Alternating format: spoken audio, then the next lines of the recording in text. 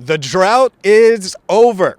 Hi again, everyone. I'm James Erpine with AllBengals.com and Cincinnati Bengals Talk here at Paul Brown Stadium, where, yes, the Bengals are playoff winners. They take down the Raiders 26-19 in a weird game, in a kind of wild ending game, but Jermaine Pratt's interception on fourth down sealed the deal with 17 seconds to go, and for the first time since January 6th, 1991, the Bengals are playoff winners.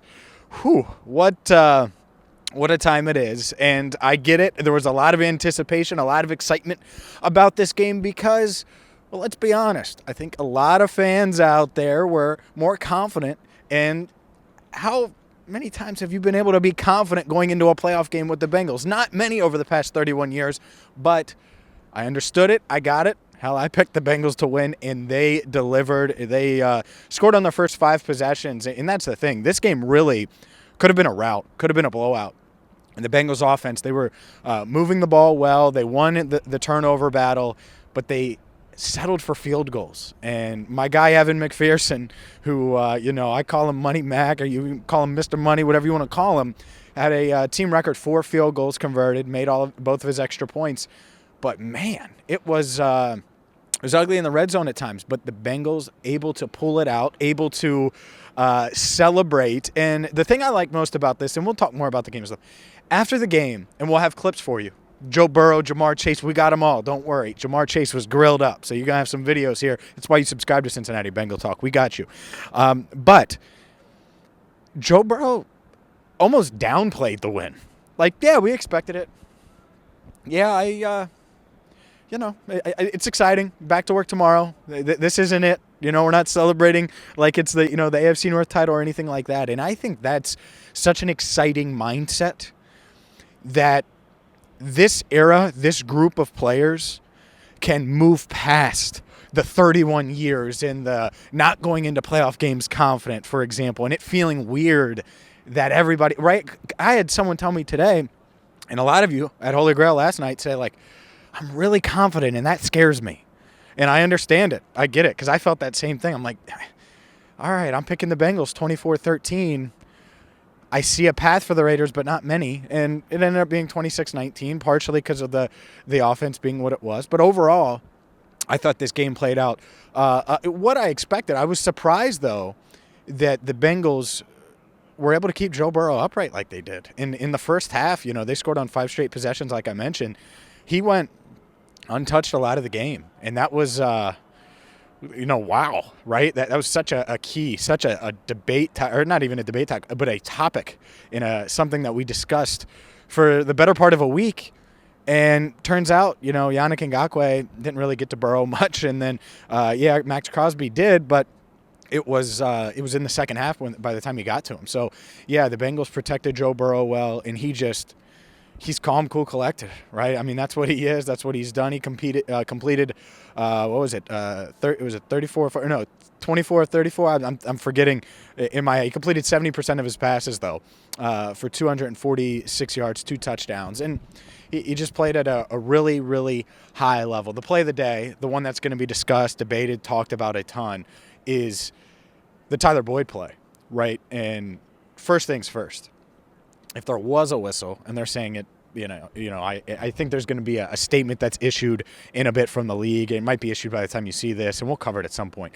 But even if there was a whistle, Tyler Boyd, in fact, I know what it is. Tyler Boyd, they're going to say that Boyd had the ball in his hands by the time the whistle blew. And I don't know if that's true, but it was so damn close that it didn't matter. And I get the rule and all of that if one of the officials did blow the whistle, and I don't know if that's the case.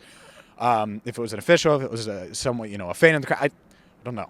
But what I do know is that was such a play by Burrow, man. I mean, just a baller-ass play that you don't see much of, right? And if you do see that type of play, that's like high level quarterback stuff. And that's how he's playing right now. And that's why this team has a chance to make a run. That's why they're going to be playing a game next week in the divisional round. That's why they think they can go farther than that. And you'll hear what they had to say after the game. But Such an exciting time. You should be excited. Enjoy it, Cincinnati. Enjoy it, Bengals fans all across the country because, well, you deserve it. And one thing that I thought was really cool after the game, Zach Taylor said that he gave 2 game balls out. 1, 2. First one to Bengals owner Mike Brown. And Mike Brown takes a lot of heat, a lot of it. Some of it's justified, for sure, with the way he runs things and certain things. Understand it. Not saying he's the perfect owner in the world. And Zach had a really good point here and praised him and everything. But a couple of things. The first one, Mike Brown is at every practice. Rain, cold, too cold for ESPN's Ben Baby to come out. You know, if you see me on Twitter making fun of too cold for him to be out there at practice because he's a warm weather reporter. Look, Mike Brown's out there. He was out there at practice the other day in the freezing cold and watching so he cares. He cares. And that's always been the silly thing to me is people that say, oh, well, Mike Brown doesn't care about winning. No, I think he wants to win. Now, does he have his path to do it? Absolutely. But Zach Taylor gave Mike Brown one of the game balls, and the second game ball to the city of Cincinnati. And by that, I'm sure he means Bengals fans everywhere. And I love that because Bengals fans are so damn loyal, and they care a lot. And through a lot of my life at 30 years old, right? So I've been alive for the majority of the playoff drought. That's no more, which I'm excited about because I was born on August 5th, 91. And the playoff drought or their last playoff win was January 6th, 91. So you could say, oh, James, you're the damn curse. There's so many different things. The Bo Jackson curse, all of those things. It's over. But Cincinnatians have had to deal with that. Bengals fans have had to deal with that. And whether you came on board when Chad Johnson made the Bengals cool again, or whether it was the Andy Dalton to A.J. Green connection, or maybe it was way back, maybe it was Boomer, maybe it was Ken Anderson. I get it. There's all these levels and generations of fans. You deserve this tonight, and you deserve a game ball. I mean, there was 66,000 plus here at Paul Brown Stadium to watch this game. Paul Brown Stadium record. Loved every second of it. I'm so glad. I told so many people at Holy Grail, and obviously not all of you made it there, and rightfully so, understandably so. I'm excited for all of you. I'm glad that they delivered for you, and so you can enjoy it. However, because you're going to remember this, right? I'm going to remember. I was right up there in the press box, and I'm going to remember where I was and what happened and in the Jermaine Pratt interception that was right over here. Look at this as we turn the camera.